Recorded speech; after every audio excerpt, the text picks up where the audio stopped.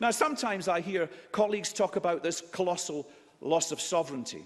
And I don't know sometimes what is defined by sovereignty. Is it that we should seal our borders? Is it we should stick it to anyone who's got an interest in human rights? I don't know. Is that what's meant by sovereignty?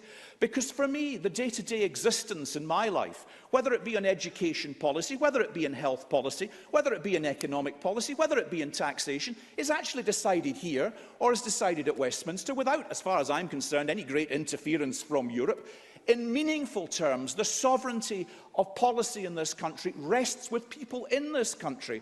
And I think that the interference and the dead hand of Europe is sometimes exaggerated for effect rather than in any respect to its reality. Yes, on issues of justice and on some issues of our rural economy and some issues of borders, there are fights to be had.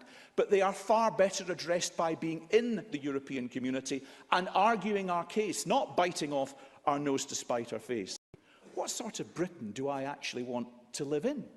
Do I want to have a sort of internationalist view or an isolationist view of our place in the world?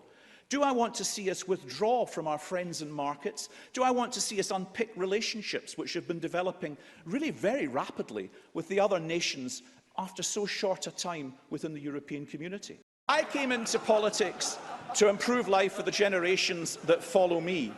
I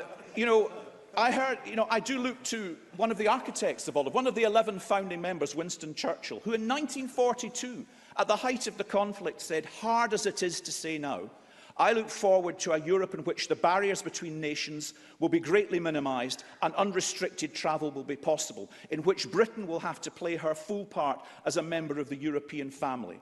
Do I look to Winston Churchill or do I look to Boris Johnson for my inspiration? I think I look to the former and not the latter.